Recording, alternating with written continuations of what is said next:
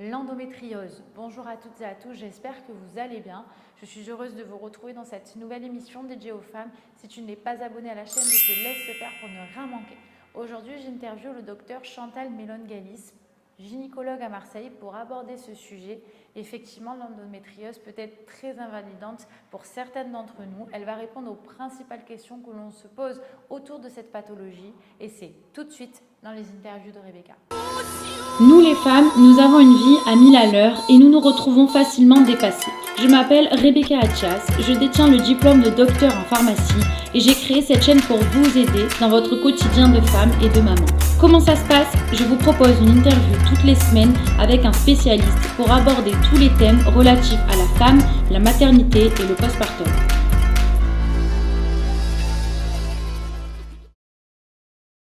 Bonjour Chantal. Bonjour Rebecca. Merci encore d'avoir accepté de participer à cette émission. Tu es donc doyenne de l'émission. C'est un honneur, un plaisir aussi.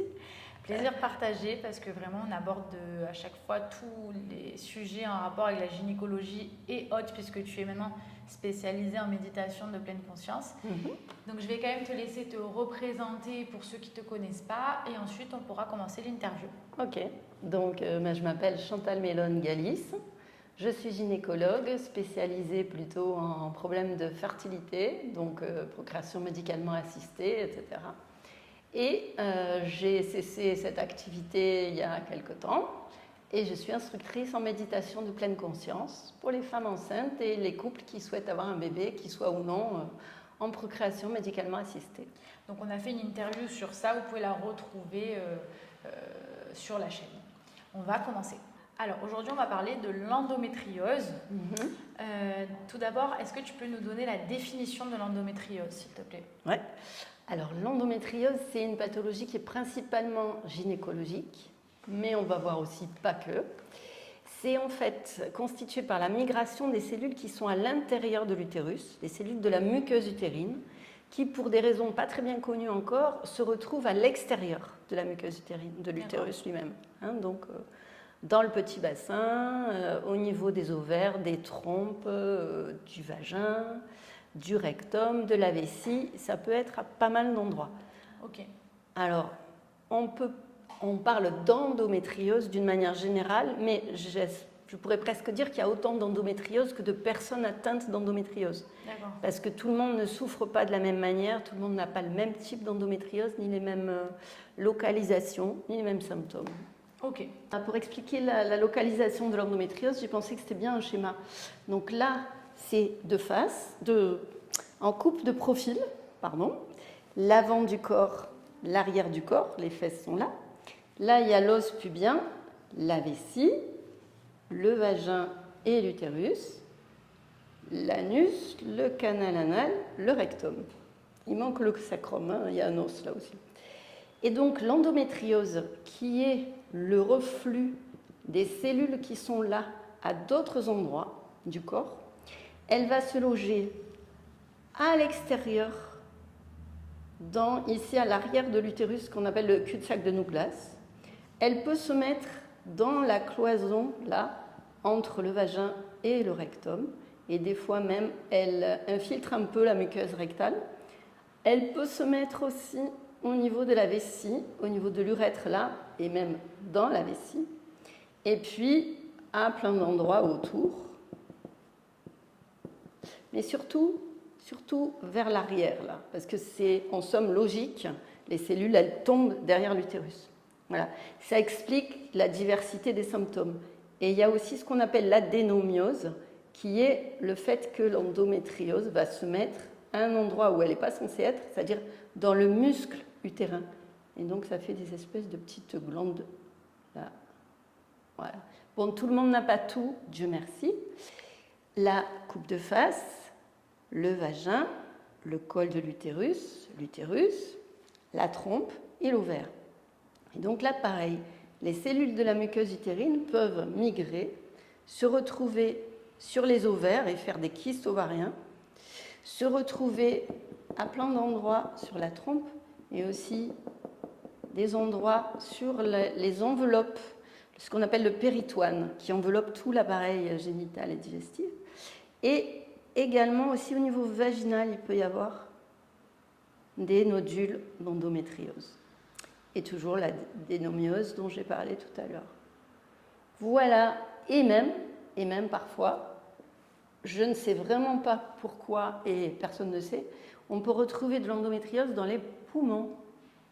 Gros mystère, et donc c'est des femmes qui crachent du sang pendant leurs règles ou qui ont ce qu'on appelle des pneumothorax pendant les règles. C'est-à-dire que le poumon, il y a des alvéoles qui éclatent et le poumon se rétracte. C'est très particulier. Dieu merci, c'est rare, mais il ne faut pas passer à côté du diagnostic. Parce que ça se soigne. Donc, quels sont les principaux symptômes? Alors, principalement, celui qui domine, c'est la douleur. D'accord. Douleur pendant les règles, douleur en dehors des règles, particulièrement au moment de l'ovulation, douleur pendant les rapports, douleur pendant la selle parfois, pendant les règles, et parfois douleur et gêne à la miction qui donne l'impression d'avoir une cystite, mais il n'y a pas de cystite. D'accord. Il peut même y avoir des saignements en dehors des règles et des saignements dans les urines pendant les règles, ce qui n'est pas toujours évident à voir, mais parfois il y a des patientes qui le voient. Ok. Et ça, c'est le symptôme le plus c'est parlant. C'est des douleurs bas du ventre et bas du dos. Bas du ventre, bas du dos, parfois même un peu abdominal. Il y a des personnes chez qui ça s'accompagne du problème d'intestin irritable. D'accord. Gonflement du ventre, douleur, etc. Toutes les femmes ne souffrent pas de tout, heureusement, ni de la même manière. Mais ce sont des douleurs quand même assez fortes. Sur une échelle de 0 à 10, c'est au 7 et plus. C'est-à-dire qu'il est quand même normal d'avoir pendant les règles un certain inconfort et un peu des crampes, mais c'est quelque chose qui passe, qui est calmé facilement. Enfin, voilà, il ne faut pas, du moment qu'on a mal pendant les règles, se dire qu'on a de l'endométriose. Ça sous-entend une certaine intensité. D'accord. Voilà. L'autre symptôme qui attire l'attention, c'est l'infertilité. C'est-à-dire qu'il peut y avoir pas trop de douleur, mais la femme consulte pour infertilité et dans le bilan s'aperçoit qu'elle a de l'endométriose et c'est ça qui a occasionné l'infertilité. Parfois il y a un autre facteur, mais ça peut être en soi un facteur d'infertilité. Ok. Et ça touche une femme sur 10, jusqu'à présent, de ce qu'on sait. Et on le diagnostique, donc, oui, c'est vrai, on le diagnostique vers quel âge en général, en moyenne? Alors, déjà, il faut que la jeune fille ait eu ses règles. Avant la puberté, on ne peut pas parler d'endométriose, ça n'existe pas. L'âge actuel du diagnostic, l'âge moyen, c'est entre 25 et 30 ans. D'accord. Mais dès 14 ans, on peut diagnostiquer une endométriose. Enfin, je veux dire, elle peut déjà être là et se manifester. Okay. En fait, on pense que, premièrement, on négligeait la pathologie auparavant. On ne faisait pas le diagnostic, on disait « ouais, c'est rien ». Chochotte. Bon, il y avait beaucoup d'hommes gynécos pas très sensibles à ce que vivaient leurs patientes, hein, donc le diagnostic a longtemps été ignoré. Maintenant, on le fait davantage et la fréquence augmente. Donc, peut-être par le biais que c'est mieux diagnostiqué, mais on pense aussi que réellement, la fréquence augmente. D'accord. Mais donc, comment se passe le diagnostic de cette pathologie?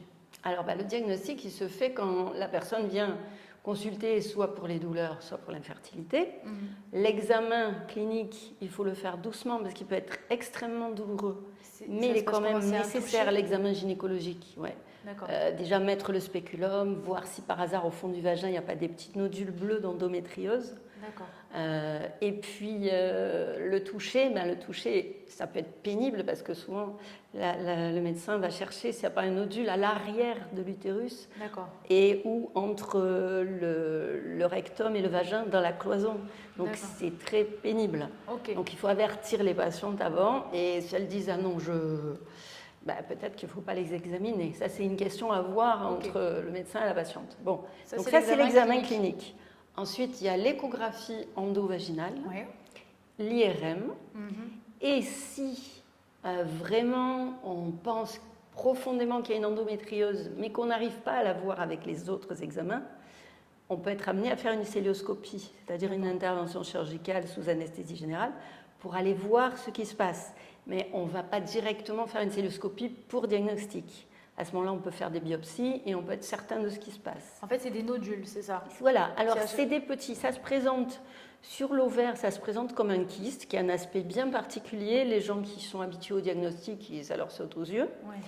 Et sinon, de visu, c'est comme des petits nodules rouges, bleutés, violacés, ou des petits piquetés qui sont sur le péritoine, c'est-à-dire l'enveloppe qui enveloppe les organes. Voilà. Ok. Et c'est pas une maladie. Du coup, ça se produit comment? Enfin, c'est un dérèglement cellulaire. Alors, comment ça se produit on sait que ce sont des cellules qui ne sont pas à l'endroit où elles devraient être. Pourquoi elles se retrouvent là? Au départ, l'hypothèse, c'est qu'il y a un reflux du sang des règles le long des trompes. Et ensuite, les cellules se retrouvent et se fixent où elles veulent. Et puis après, ce que je n'ai pas expliqué, c'est qu'elles suivent le cycle hormonal de la muqueuse utérine normale. D'où les douleurs pendant les règles, parce que ça saigne pendant les règles et parce que des saignements dans le petit bassin, ça fait très mal. Voilà. Et donc, on a l'hypothèse du reflux de sang des règles, sauf qu'on s'est aperçu qu'il y a beaucoup de femmes qui ont un reflux de sang de règles, mais pas pour autant d'endométriose. Donc, on soupçonne un terrain de susceptibilité qui peut être héréditaire. Alors, il y a des études génétiques et des études épigénétiques. L'épigénétique, c'est l'hérédité non liée aux gènes, mais plutôt sensible à l'environnement et au mode de vie. Et donc, il y a pour le moment seulement 6% des cas d'endométriose, c'est-à-dire il y a 10% de femmes atteintes d'endométriose et 6% d'entre elles, peut-être, pourraient être d'origine génétique. Mais, même si on a le gène de prédisposition à l'endométriose, ça ne veut pas dire du tout qu'on va avoir une endométriose. Pareil, j'ai omis de dire aussi que parfois on découvre de l'endométriose par hasard, entre guillemets vieillie, chez des femmes ménopausées qui ont eu des enfants et qui ne se plaignaient pas particulièrement de leurs règles. Donc il y a aussi de l'endométriose peu symptomatique qu'on peut découvrir pour d'autres raisons. Voilà. Et certains symptômes aussi, c'est une grande fatigue. Et puis une tendance aussi à la dépression. Alors, ce n'est pas l'endométriose, mais c'est qu'à force de lutter contre la douleur, d'essayer de faire sa vie normalement malgré la douleur, et parfois de ne pas être vraiment bien écouté dans ce qu'on dit, il y a de quoi être fatigué et déprimé, parce que j'ai mal et on ne me trouve rien et jamais ça s'arrête. Donc, il y a aussi tout un contexte qui altère la qualité de vie. Il y a des jeunes filles qui ne peuvent pas aller au collège ou au lycée, qui ne peuvent pas aller au sport. Ce n'est pas juste qu'elles font des manières. Et il y a des femmes qui sont obligées de rester à la maison. Elles ne peuvent pas aller travailler. Heureusement, il y a le télétravail qui permet au moins de rester tranquille, de mettre la bouillotte sur le ventre si ça fait du bien et personne ne le voit. Mais ça peut être très invalidant. Et quels sont les principaux facteurs déclencheurs de cette maladie du coup? Est-ce qu'il y a des facteurs qui peuvent engendrer ça? Alors, on sait que l'endométriose est sensible aux œstrogènes. D'accord. Donc, par exemple, on suppose que les perturbateurs endocriniens qui sont œstrogéno-like, qui ont une action semblable à celle des œstrogènes, ont une responsabilité dans le fait que ça devient plus fréquent maintenant. Voilà. Sinon, on ne connaît pas de facteur déclenchant propre. On ne peut pas dire un deuil déclenche telle chose. On pense qu'il y a des phénomènes à la fois inflammatoires et des phénomènes de dysfonctionnement immunitaire. Et c'est ça que je veux malgré demander. tout, c'est pas comme une maladie auto-immune là. C'est pas, pour l'instant, on n'a pas mis en évidence d'auto-anticorps d'un type quel qu'il soit. Pour l'instant. Mais il y a énormément de recherches là-dessus quand même. Il y a plein de pistes. Beaucoup de choses ne sont pas connues. Il y a beaucoup de recherches. Et ce que j'allais dire, c'est que justement, vu qu'il y a une inflammation chronique et des problèmes immunitaires, on pense aussi que l'alimentation et le microbiote pourraient avoir une influence. Et de nouveau, entre en jeu le fait qu'il faut éviter de manger trop sucré, trop salé, les plateaux préparés. Enfin, il faut une nourriture assez équilibrée et assez saine dans la mesure du possible. Ok. Merci beaucoup. Du coup, comment se passe la prise en charge de cette pathologie? Alors, c'est vraiment une prise en charge qui doit être globale. C'est-à-dire qu'avant de dire « Ah, je vais vous donner ça », il faut d'abord bien écouter la patiente. Il faut écouter d'une part sa demande, de quoi elle se plaint, de quoi elle souffre. Est-ce que c'est plus les douleurs? Est-ce que c'est le désir d'enfant? Est-ce que c'est plus les douleurs pendant les rapports? Et il faut être sûr du diagnostic. Et ensuite, voir comment au quotidien les choses pourront se faire. Et puis aussi bien la connaître au niveau santé en général pour savoir quels médicaments pourront être utilisés. Donc, soit la patiente a simplement des douleurs. Les douleurs prédominent, elle n'a pas encore de désir d'enfant. Dans ce cas-là, c'est plutôt les antalgiques et empêcher les saignements de règles en donnant une pilule estroprogestative en continu. D'accord. Ou d'autres types de médicaments. Ok. Bon. Soit elle a, et très important, on lui donne les médicaments, puis on lui dit revenez. Si ça ne marche pas, revenez, on refait le point, on change de traitement. Et si la douleur est telle qu'elle n'est pas bien calmée et qu'on se dit il va falloir intervenir chirurgicalement, il faut peut-être se poser la question de la préservation des ovocytes. Parce que quand on fait une chirurgie de l'endométriose, il arrive qu'on abîme un peu l'ovaire, qu'on abîme un peu, malgré toutes les précautions, même les chirurgiens entraînés. D'ailleurs, il ne faut voir que des chirurgiens entraînés pour la prise en charge. C'est important d'avoir d'abord discuté avec la patiente et de lui dire quelles sont les options si on intervient pour qu'elle ait quelques ovocytes de côté. Bon, ça peut être encore tout un sujet. Oui. Mais justement, pour la prise en charge, ce qui est important, c'est qu'il est important que le médecin traitant ou la sage-femme traitante de la patiente fasse le diagnostic. Et ensuite, il peut y avoir un moment où le médecin traitant a besoin d'un avis plus spécialisé. Donc, il y a des équipes qui sont dites équipes référentes endométriose vers lesquelles on peut orienter les patientes. Et moi, je pense que si on dit tranquillement à la patiente, écoutez, votre cas est un peu particulier, je veux pas, je préfère prendre un avis éclairé, et après, on fait ce qu'ils disent. Elle ne va pas quitter son médecin, parce que de toute façon, il y a un lien de confiance. Oui, bien sûr. Elle se dit, ah oui, il sent que c'est un peu particulier, donc il me confie à des gens à qui il a confiance. Donc, ça entretient le lien. Sinon, si on envoie un peu, bon, ben voilà, vous avez ça, et puis, allez, on se revoit dans un an, il peut arriver que la patiente aille sur Internet, et puis elle ira voir n'importe quoi. Bien il y a des associations qui sont vraiment très bien. Est-ce que tu peux nous les donner? Oui, alors il y a je vais les noter, Endomind, Info Endométriose, Endo France et Endo Action. Voilà, c'est les quatre qui sont à la fois qui sont très sérieuses et chacune a un style un peu différent et tout le monde y trouvera son compte. Il y a des patientes, en général c'est les patientes qui sont à l'origine et qui sont moteurs dans tout ça et c'est les patientes qui ont fait qu'on s'occupe tant d'endométriose maintenant. Et il y a des médecins qui sont en somme référents sur ces sites.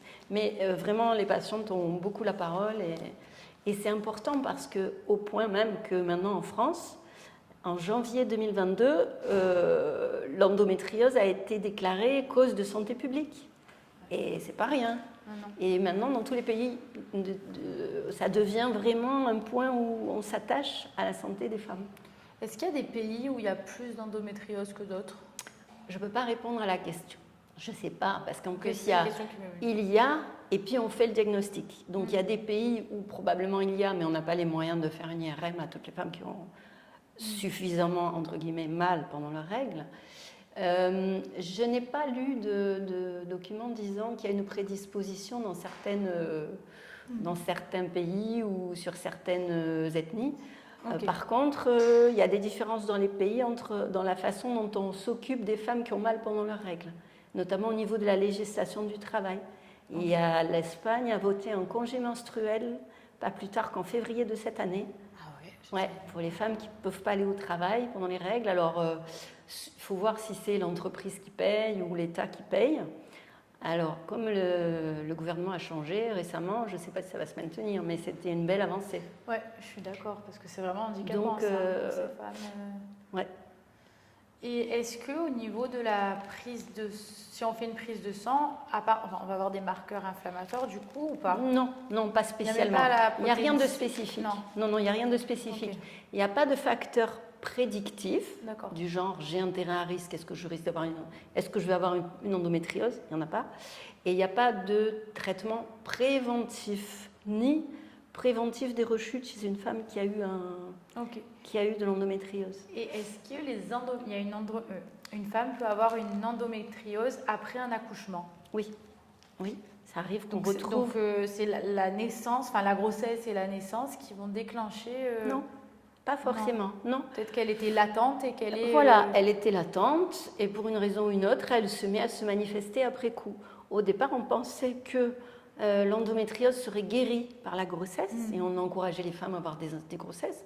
Une grande partie d'entre elles, un grand nombre d'entre elles, effectivement, n'avaient plus du tout de douleurs de règles, mais certaines ont de nouveau eu des douleurs de règles ou d'autres de fertilité normale qui n'avaient pas spécialement mal, se sont retrouvées à avoir mal quelques années après avoir eu un enfant, et c'est arrivé qu'on trouve de l'endométriose même sur des cicatrices de césarienne. Il y a aussi le nombril sur lequel on peut trouver de l'endométriose. C'est très étrange comme maladie. Et vraiment, on parle en généralité, mais presque chaque femme a une endométriose différente. Certaines vont être soignées, guéries, on n'en parle plus. D'autres vont avoir tendance à avoir des récidives. Et donc la prise en charge est totalement différente. C'est pour ça aussi que c'est important de faire appel à une équipe qui est spécialisée là-dedans, qui comporte des gynécologues chirurgiens, des gynécologues de PMA, des urologues, des chirurgiens digestifs qui connaissent l'endométriose, des psychologues. Il doit bien manquer une spécialité dans tout ça. Voilà, pour pouvoir considérer la personne dans sa globalité. Nutritionniste. Oui, ouais. Et que justement, d'une part, elle ait une prise en charge globale et qu'en même temps, on lui donne les meilleures chances de guérison et de préservation de fertilité. D'ailleurs, ça va être la dernière question. Est-ce que tu peux nous parler donc, de ces problèmes de fertilité donc, liés, dans ce cas-là, à l'endométriose?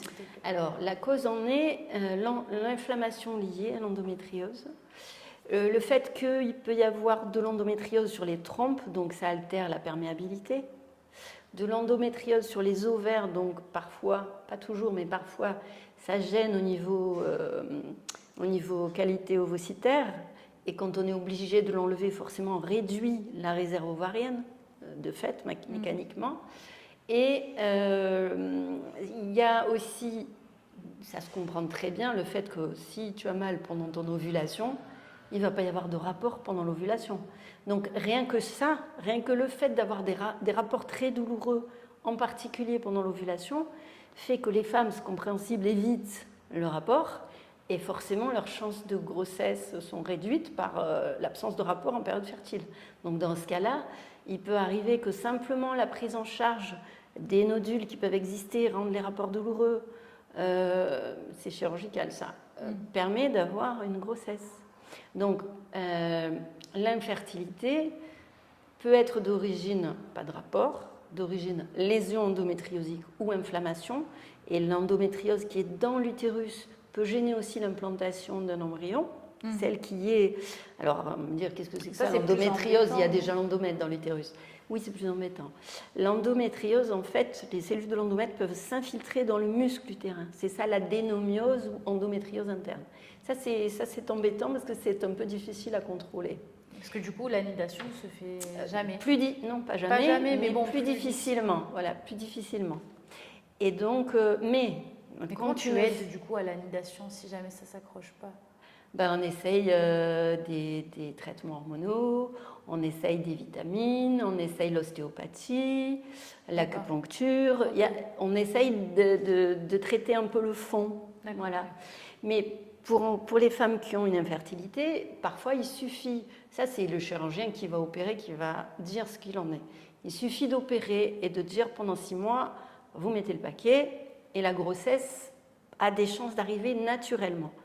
Par contre, il faut bien entendu s'être assuré au préalable que les spermatozoïdes du compagnon sont de compétition. Oui. Sinon... Ensuite, l'autre option, c'est on va faire une PMA, fécondation in vitro. Et il y a des bonnes chances de réussite, même s'il y a ces problèmes d'implantation qu'on peut essayer d'améliorer. Okay. Voilà. Et pour les femmes qui ont de l'endométriose, qui n'ont pas de désir de grossesse immédiat, à ce moment-là, c'est là qu'on peut proposer la préservation des ovocytes pour l'avenir. Voilà. Ok. Est-ce que tu veux ajouter quelque chose? Je n'ai pas tout dit, mais est-ce que c'est utile de tout dire? Voyons, je regarde un peu. Il me semble que j'ai dit l'essentiel. Oui, il y a des moyens complémentaires quand même, notamment, tu l'as évoqué, la nourriture. Avoir une nourriture saine. Parfois, si ça s'accompagne d'un syndrome de l'intestin irritable, il y a des régimes particuliers qui sont des FODMAPs et tout ça. L'éviction des perturbateurs endocriniens dans la mesure du possible. Et je dirais... On a fait une interview sur ça, vous pouvez la retrouver sur la chaîne également. Et je dirais une prise en charge aussi d'une forme de psychothérapie ou de thérapie complémentaire. Non pas parce que c'est dans la tête, comme on leur a dit pendant longtemps, mais c'est quand même pas évident de vivre avec une maladie chronique, de la supporter, vu les interférences qu'elle a avec la vie amoureuse intime et avec la vie du quotidien. Donc la psychothérapie, l'acupuncture, l'hypnose, l'ostéopathie, la sophrologie, le yoga, la méditation... Chaque chose qui va parler à la personne peut l'aider à mieux vivre la situation. Et surtout, qu'elle ne se dise pas « je suis une endométriosique ». Non, je ne suis pas ma maladie. J'ai un problème de santé qui s'appelle l'endométriose. Voilà. C'est ça mon message. Ok. Bah, écoute, merci beaucoup Chantal. J'espère que ça... Enfin, je sais pas, j'espère que cette interview va aider beaucoup de filles, j'en suis sûre. Ouais. Et on peut te contacter par mail. Ouais. Est-ce que tu peux redonner ton mail? À chaque fois, on le redonne, mais bon, alors, je ne me rappelle jamais. Chantal Mélone sans accent, Galice. Il y a cannelle à Mélone et cannelle à Galice. .mbcp@gmail.com. Merci beaucoup Chantal et à très vite. Merci pour Rebecca. aborder encore des nouveaux sujets. Volontiers. En tant que doyenne. Merci. Au revoir. Au revoir.